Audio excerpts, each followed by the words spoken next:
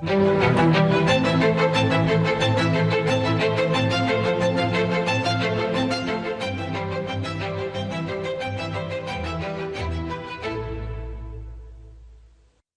प्यारे देशवासियों, नमस्कार। 2025 बस अब तो आ ही गया है, दरवाजे पर दस्तक दे ही रहा है। 2025 में 26 जनवरी को हमारे संविधान को लागू हुए 75 वर्ष होने जा रहे हैं। हम सभी के लिए बहुत गौरव की बात है। हमारे संविधान निर्माताओं ने हमें जो संविधान सौंपा है, वो समय की हर कसौटी पर खरा उतरा है। संविधान हमारे लिए गाइडिंग लाइट है, हमारा मार्गदर्शक है। ये भारत का संविधान ही है जिसकी वजह से मैं आज यहां हूं, आपसे बात कर पा रहा हूं। इस साल 26 नवंबर को संविधान दिवस से एक साल तक चलने वाली कई एक्टिविटीज शुरू हुई हैं। देश के नागरिकों को संविधान की विरासत से जोड़ने के लिए constitution75.com नाम से एक खास वेबसाइट भी बनाई गई है। इसमें आप संविधान की प्रस्तावना पढ़कर अपना वीडियो अपलोड कर सकते हैं। अलग अलग भाषाओं में संविधान पढ़ सकते हैं। संविधान के बारे में प्रश्न भी पूछ सकते हैं। मन की बात के श्रोताओं से, स्कूल में पढ़ने वाले बच्चों से, कॉलेज में जाने वाले युवाओं से मेरा आग्रह है, इस वेबसाइट पर जरूर जाकर देखें, इसका हिस्सा बने। साथियों, अगले महीने 13 तारीख से प्रयागराज में महाकुंभ भी होने जा रहा है। इस समय वहां संगम तट पर जबरदस्त तैयारियां चल रही है। मुझे याद है, अभी कुछ दिन पहले जब मैं प्रयागराज गया था तो हेलीकॉप्टर से पूरा कुंभ क्षेत्र देखकर दिल प्रसन्न हो गया था। इतना विशाल, इतना सुंदर, इतनी भव्यता। साथियों, महाकुंभ की विशेषता केवल इसकी विशालता में ही नहीं है, कुंभ की विशेषता इसकी विविधता में भी है। इस आयोजन में करोड़ों लोग एक साथ एकत्रित होते हैं। लाखों संत, हजारों परंपराएं, सैकड़ों संप्रदाय, अनेकों अखाड़े, हर कोई इस आयोजन का हिस्सा बनता है। कहीं कोई भेदभाव नहीं दिखता है। कोई बड़ा नहीं होता है, कोई छोटा नहीं होता है। अनेकता में एकता का ऐसा दृश्य विश्व में कहीं और देखने को नहीं मिलेगा। इसलिए हमारा कुंभ एकता का महाकुंभ भी होता है। इस बार का महाकुंभ भी एकता के महाकुंभ के मंत्र को सशक्त करेगा। मैं आप सबसे कहूंगा, जब हम कुंभ में शामिल हो तो एकता के इस संकल्प को अपने साथ लेकर वापस आए। हम समाज में विभाजन और विद्वेष के भाव को नष्ट करने का संकल्प भी लें। अगर कम शब्दों में मुझे कहना है तो मैं कहूंगा, महाकुंभ का संदेश, एक हो पूरा देश। महाकुंभ का संदेश, एक हो पूरा देश। और अगर दूसरे तरीके से कहना है तो मैं कहूंगा, गंगा की अविरल धारा, न बटे समाज हमारा। गंगा की अविरल धारा, न बटे समाज हमारा। साथियों, इस बार प्रयागराज में देश और दुनिया के श्रद्धालु डिजिटल महाकुंभ के भी साक्षी बनेंगे। डिजिटल नेविगेशन की मदद से आपको अलग अलग घाट, मंदिर, साधुओं के अखाड़ों तक पहुंचने का रास्ता मिलेगा। यही नेविगेशन सिस्टम आपको पार्किंग तक पहुंचने में भी मदद करेगा। पहली बार कुंभ आयोजन में एआई चैटबॉट का प्रयोग होगा। एआई चैटबॉट के माध्यम से 11 भारतीय भाषाओं में कुंभ से जुड़ी हर तरह की जानकारी हासिल की जा सकेगी। इस चैटबॉट से कोई भी टेक्स्ट टाइप करके या बोलकर किसी भी तरह की मदद मांग सकता है। पूरा मेला क्षेत्र को एआई पावर्ड कैमरा से कवर किया जा रहा है। कुंभ में अगर कोई अपने परिचित से बिछड़ जाएगा तो इन कैमरों से उन्हें खोजने में भी मदद मिलेगी। श्रद्धालुओं को digital lost and found centre की सुविधा भी मिलेगी। श्रद्धालुओं को मोबाइल पर गवर्नमेंट अप्रूव्ड टूर पैकेजेस, ठहरने की जगह और होम स्टे के बारे में भी जानकारी दी जाएगी। आप भी महाकुंभ में जाएं तो इन सुविधाओं का लाभ अवश्य उठाएं। और हाँ, हैशटैग एकता का महाकुंभ के साथ अपनी सेल्फी जरूर अपलोड करिएगा। साथियों, मन की बात यानी MKB में अब बात KTB की। जो बड़े बुजुर्ग हैं उनमें से बहुत से लोगों को KTB के बारे में पता नहीं होगा, लेकिन जरा बच्चों से पूछिए। KTB उनके बीच बहुत ही सुपरहिट है। KTB यानी क्रश, त्रुश और बाल्टी बॉय। आपको शायद पता होगा, बच्चों की पसंदीदा एनिमेशन सीरीज और उसका नाम है KTB भारत है हम। और अब इसका दूसरा सीजन भी आ गया है। ये 3 एनिमेशन कैरेक्टर हमें भारतीय स्वतंत्रता संग्राम के उन नायक नायिकाओं के बारे में बताते हैं जिनकी ज्यादा चर्चा नहीं होती। हाल ही में इसका सीजन 2 बड़े ही खास अंदाज में international film festival of India Goa में लॉन्च हुआ। सबसे शानदार बात यह है कि ये सीरीज न सिर्फ भारत की कई भाषाओं में बल्कि विदेशी भाषाओं में भी प्रसारित होती है। इसे दूरदर्शन के साथ साथ अन्य OTT प्लेटफॉर्म पर भी देखा जा सकता है।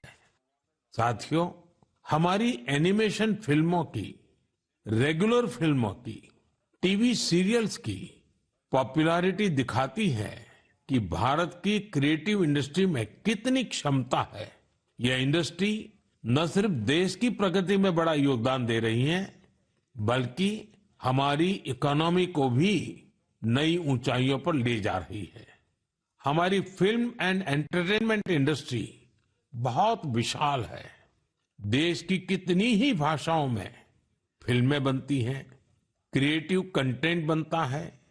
मैं अपनी फिल्म और एंटरटेनमेंट इंडस्ट्री को इसलिए भी बधाई देता हूं क्योंकि उसने एक भारत श्रेष्ठ भारत के भाव को सशक्त किया है। साथियों, वर्ष 2024 में हम फिल्म जगत की कई महान हस्तियों की 100वीं जयंती मना रहे हैं। इन विभूतियों ने भारतीय सिनेमा को विश्व स्तर पर पहचान दिलाई। राज कपूर जी ने फिल्मों के माध्यम से दुनिया को भारत के सॉफ्ट पावर से परिचित कराया। रफी साहब की आवाज में वो जादू था जो हर दिल को छू लेता था। उनकी आवाज अद्भुत थी। भक्ति गीत हो या रोमांटिक सॉन्ग्स, दर्द भरे गाने हो, हर इमोशन को उन्होंने अपनी आवाज से जीवंत कर दिया। एक कलाकार के रूप में उनकी महानता का अंदाजा इसी से लगाया जा सकता है कि आज भी युवा पीढ़ी उनके गानों को उतनी ही शिद्दत से सुनती है। यही तो है टाइमलेस आर्ट की पहचान। अक्कीनेनी नागेश्वर राव गारू ने तेलुगु सिनेमा को नई ऊंचाइयों तक पहुंचाया है। उनकी फिल्मों ने भारतीय परंपराओं और मूल्यों को बखूबी प्रस्तुत किया। तपन सिन्हा जी की फिल्मों ने समाज को एक नई दृष्टि दी। उनकी फिल्मों में सामाजिक चेतना और राष्ट्रीय एकता का संदेश रहता था। हमारी पूरी फिल्म इंडस्ट्री के लिए इन हस्तियों का जीवन प्रेरणा जैसा है। साथियों, मैं आपको एक और खुशखबरी देना चाहता हूं। भारत की क्रिएटिव टैलेंट को दुनिया के सामने रखने का एक बहुत बड़ा अवसर आ रहा है। अगले साल हमारे देश में पहली बार world audio visual entertainment summit यानी वेव्स समिट का आयोजन होने वाला है। आप सभी ने दावोस के बारे में सुना होगा, जहां दुनिया के अर्थ जगत के महारथी जुटते हैं। उसी तरह वेव्स समिट में दुनिया भर के मीडिया और एंटरटेनमेंट इंडस्ट्री के दिग्गज क्रिएटिव वर्ल्ड के लोग भारत आएंगे। यह समिट भारत को ग्लोबल कंटेंट क्रिएशन का हब बनाने की दिशा में एक महत्वपूर्ण कदम है। मुझे यह बताते हुए गर्व हो रहा है, इस समिट की तैयारी में हमारे देश के यंग क्रिएटर्स भी पूरे जोश से जुड़ रहे हैं। जब हम $5 ट्रिलियन इकोनॉमी की ओर बढ़ रहे हैं, तब हमारी क्रिएटर इकोनॉमी एक नई एनर्जी ला रही है। मैं भारत की पूरी एंटरटेनमेंट और क्रिएटिव इंडस्ट्री से आग्रह करूंगा, चाहे आप यंग क्रिएटर हो या एस्टैब्लिश्ड आर्टिस्ट, बॉलीवुड से जुड़े हो या रीजनल सिनेमा से, टीवी इंडस्ट्री के प्रोफेशनल हो या एनिमेशन के एक्सपर्ट, गेमिंग से जुड़े हो या एंटरटेनमेंट टेक्नोलॉजी के इनोवेटर, आप सभी वेव समिट का हिस्सा बने। मेरे प्यारे देशवासियों, आप सभी जानते हैं कि भारतीय संस्कृति का प्रकाश आज कैसे दुनिया के कोने कोने में फैल रहा है। आज मैं आपको 3 महाद्वीपों से ऐसे प्रयासों के बारे में बताऊंगा जो हमारी सांस्कृतिक विरासत के वैश्विक विस्तार की गवाह है। ये सभी एक दूसरे से मीलों दूर हैं, लेकिन भारत को जानने और हमारी संस्कृति से सीखने की उनकी ललक एक जैसी है। साथियों, पेंटिंग्स का संसार जितना रंगों से भरा होता है, उतना ही खूबसूरत होता है। आप में से जो लोग टीवी के माध्यम से मन की बात से जुड़े हैं, वे अभी कुछ पेंटिंग्स टीवी पर देख भी सकते हैं। इन पेंटिंग्स में हमारे देवी देवता, नृत्य की कलाएं और महान विभूतियों को देखकर आपको बहुत अच्छा लगेगा। इनमें आपको भारत में पाए जाने वाले जीव जंतुओं से लेकर और भी बहुत कुछ देखने को मिलेगा। इनमें ताजमहल की एक शानदार पेंटिंग भी शामिल है, जिसे 13 साल की एक बच्ची ने बनाया है। आपको ये जानकर हैरानी होगी कि इस दिव्यांग बच्ची ने अपने मुंह से इस पेंटिंग को तैयार किया है। सबसे दिलचस्प बात यह है कि इन पेंटिंग्स को बनाने वाले भारत के नहीं, बल्कि इजिप्ट के स्टूडेंट्स हैं, वहां के विद्यार्थी हैं। कुछ ही हफ्ते पहले इजिप्ट के करीब 23,000 स्टूडेंट्स ने एक पेंटिंग प्रतियोगिता में हिस्सा लिया था। वहां उन्हें भारत की संस्कृति और दोनों देशों के ऐतिहासिक संबंधों को बताने वाली पेंटिंग तैयार करनी थी। मैं इस प्रतियोगिता में हिस्सा लेने वाले सभी युवाओं की सराहना करता हूं। उनकी क्रिएटिविटी की जितनी भी प्रशंसा की जाए वो कम है।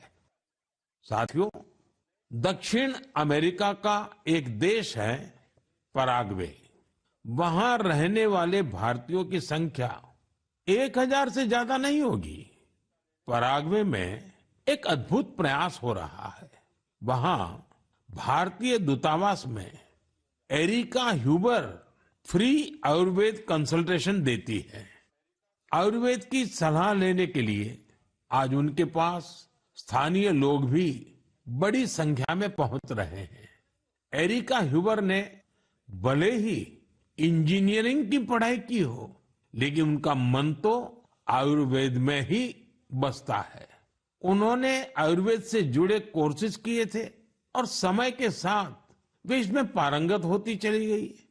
साथियों, ये हमारे लिए बहुत गर्व की बात है कि दुनिया की सबसे प्राचीन भाषा तमिल है और हर हिंदुस्तानी को इसका गर्व है।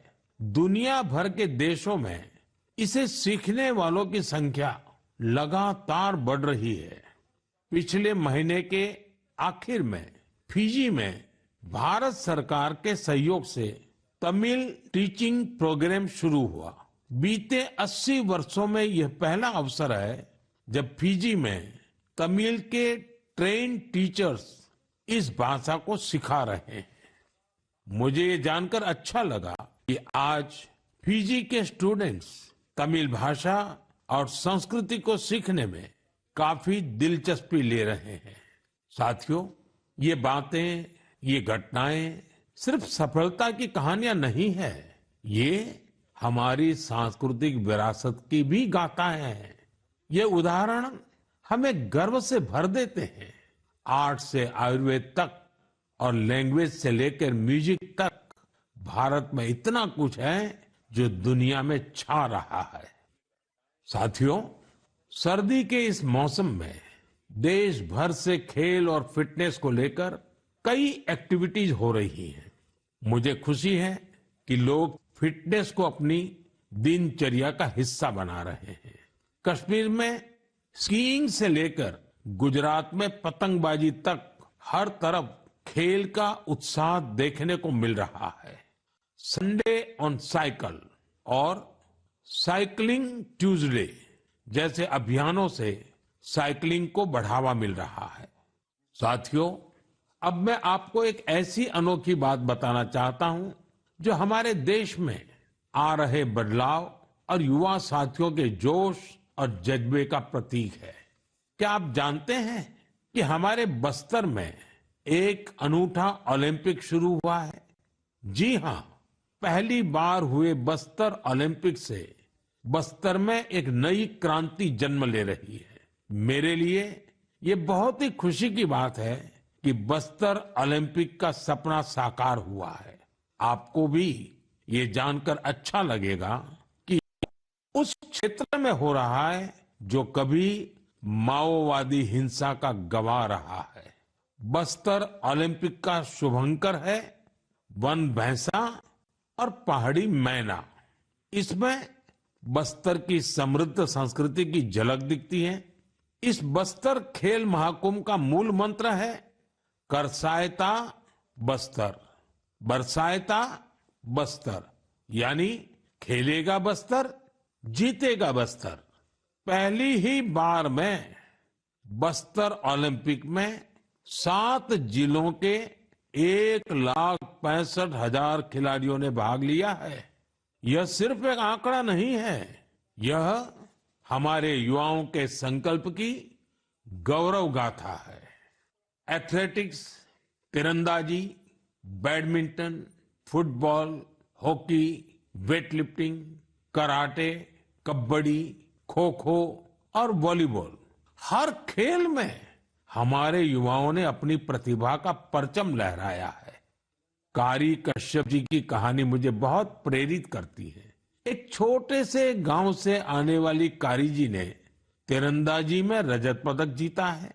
वे कहती है, बस्तर ओलंपिक ने हमें सिर्फ खेल का मैदान ही नहीं, जीवन में आगे बढ़ने का अवसर दिया है। सुकमा की पायल कवासी जी की बात भी कम प्रेरणादायक नहीं है। जेवलिन थ्रो में स्वर्ण पदक जीतने वाली पायल जी कहती हैं, अनुशासन और कड़ी मेहनत से कोई भी लक्ष्य असंभव नहीं है। सुकमा के दोरनापाल के पुनेम सन्ना जी की कहानी तो नए भारत की प्रेरक कथा है। एक समय नक्सली प्रभाव में आए पुनेम जी आज व्हील चेयर पर दौड़कर मेडल जीत रहे हैं। उनका साहस और हौसला हर किसी के लिए प्रेरणा है। कोंडा गांव के तीरंदाज रंजू सौरी जी को बस्तर यूथ आइकॉन चुना गया है। उनका मानना है, बस्तर ओलंपिक दूर दराज के युवाओं को राष्ट्रीय मंच तक पहुंचाने का अवसर दे रहा है। साथियों, बस्तर ओलंपिक केवल एक खेल आयोजन नहीं है, यह एक ऐसा मंच है जहां विकास और खेल का संगम हो रहा है, जहां हमारे युवा अपनी प्रतिभा को निखार रहे हैं और एक नए भारत का निर्माण कर रहे हैं। मैं आप सभी से आग्रह करता हूं, अपने क्षेत्र में ऐसे खेल आयोजनों को प्रोत्साहित करें।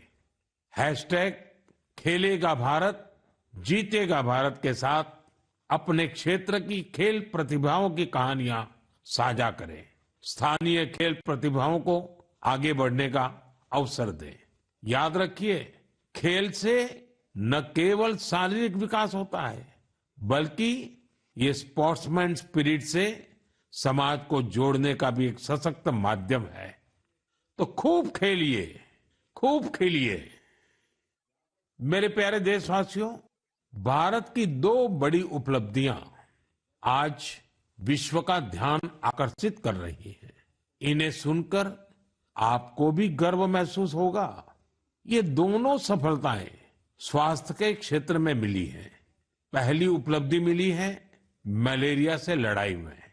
मलेरिया की बीमारी 4000 वर्षों से मानवता के लिए एक बड़ी चुनौती रही है। आजादी के समय भी यह हमारी सबसे बड़ी स्वास्थ्य चुनौतियों में से एक थी।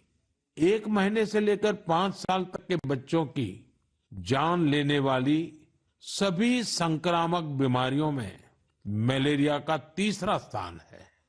आज मैं संतोष से कह सकता हूं कि देशवासियों ने मिलकर इस चुनौती का दृढ़ता से मुकाबला किया है। विश्व स्वास्थ्य संगठन WHO की रिपोर्ट कहती है, भारत में 2015 से 2023 के बीच मलेरिया के मामलों और इससे होने वाली मौतों में 80% की कमी आई है। यह कोई छोटी उपलब्धि नहीं है। सबसे सुखद बात यह है, यह सफलता जन जन की भागीदारी से मिली है। भारत के कोने कोने से, हर जिले से हर कोई इस अभियान का हिस्सा बना है। असम में जोरहाट के चाय बागानों में मलेरिया 4 साल पहले तक लोगों की चिंता की एक बड़ी वजह बना हुआ था, लेकिन जब इसके उन्मूलन के लिए चाय बागान में रहने वाले एकजुट हुए तो इसमें काफी हद तक सफलता मिलने लगी। अपने इस प्रयास में उन्होंने टेक्नोलॉजी के साथ साथ सोशल मीडिया का भी भरपूर इस्तेमाल किया है। इसी तरह हरियाणा के कुरुक्षेत्र जिले ने मलेरिया पर नियंत्रण के लिए बड़ा अच्छा मॉडल पेश किया। यहाँ मलेरिया की मॉनिटरिंग के लिए जन भागीदारी काफी सफल रही है।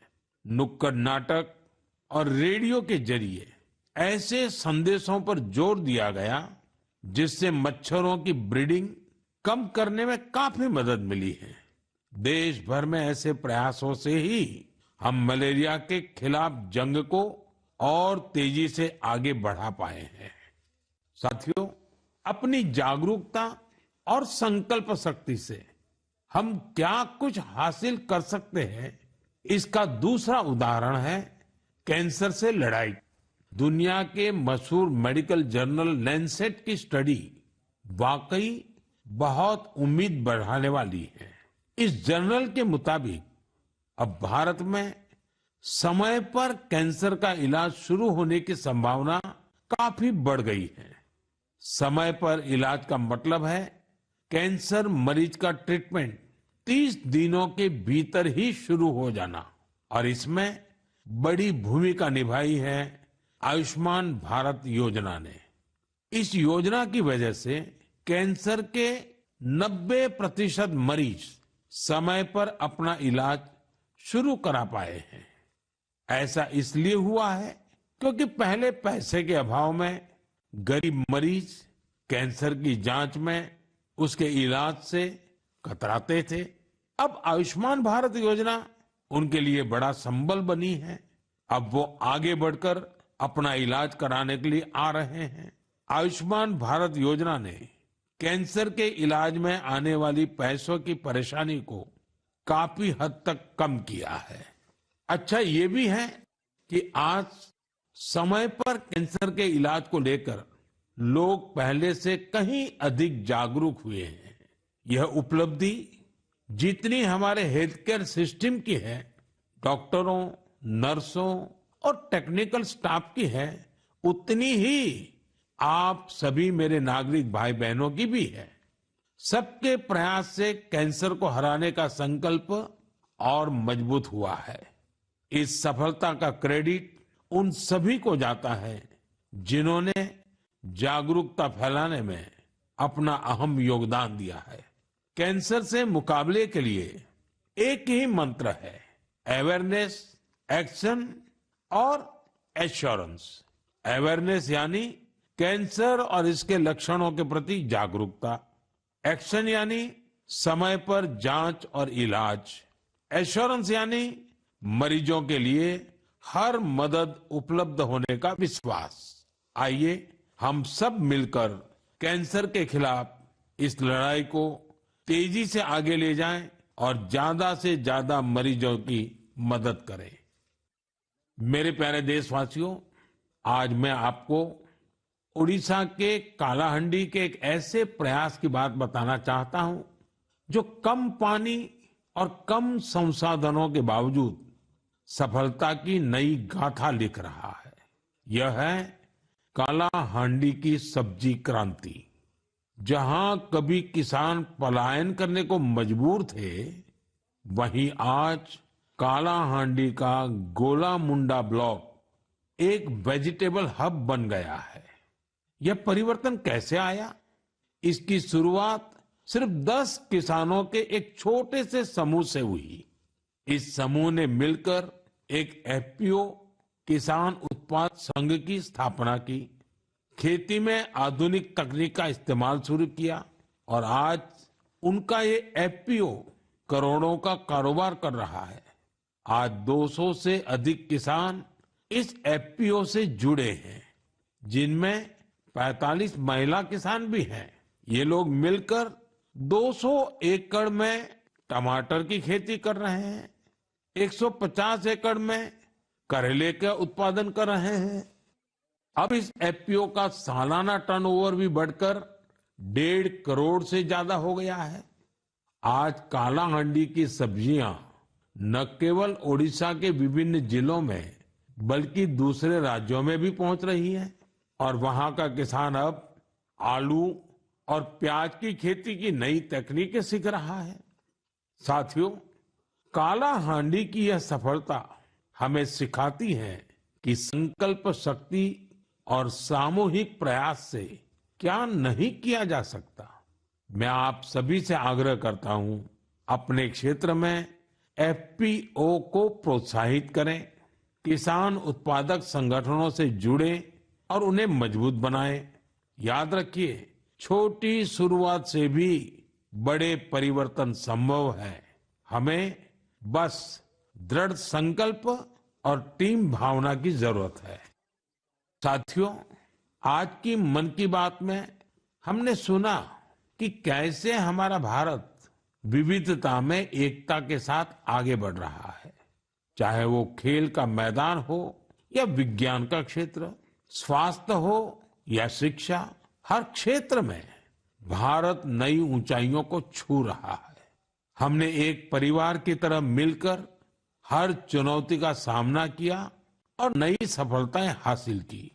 2014 से शुरू हुए मन की बात के 116 एपिसोड में मैंने देखा है कि मन की बात देश की सामूहिक शक्ति का एक जीवंत दस्तावेज बन गया है। आप सभी ने इस कार्यक्रम को अपनाया, अपना बनाया। हर महीने आपने अपने विचारों और प्रयासों को साझा किया। कभी किसी यंग इनोवेटर के आइडिया ने प्रभावित किया, तो कभी किसी बेटी की अचीवमेंट ने गौरवान्वित किया। यह आप सभी की भागीदारी है जो देश के कोने कोने से पॉजिटिव एनर्जी को एक साथ लाती है। मन की बात इसी पॉजिटिव एनर्जी के एम्प्लीफिकेशन का मंच बन गया है। और अब 2025 दस्तक दे रहा है। आने वाले साल में मन की बात के माध्यम से हम और भी इंस्पायरिंग प्रयासों को साझा करेंगे। मुझे विश्वास है कि देशवासियों की पॉजिटिव सोच और इनोवेशन की भावना से भारत नई ऊंचाइयों को छुएगा। आप अपने आसपास के यूनिक प्रयासों को हैशटैग मन की बात के साथ शेयर करते रहिए। मैं जानता हूं कि अगले साल की हर मन की बात में हमारे पास एक दूसरे से साझा करने के लिए बहुत कुछ होगा। आप सभी को 2025 की ढेर सारी शुभकामनाएं। स्वस्थ रहें, खुश रहें। फिट इंडिया मूवमेंट में आप भी जुड़ जाइए, खुद को भी फिट रखिए, जीवन में प्रगति करते रहें। बहुत बहुत धन्यवाद।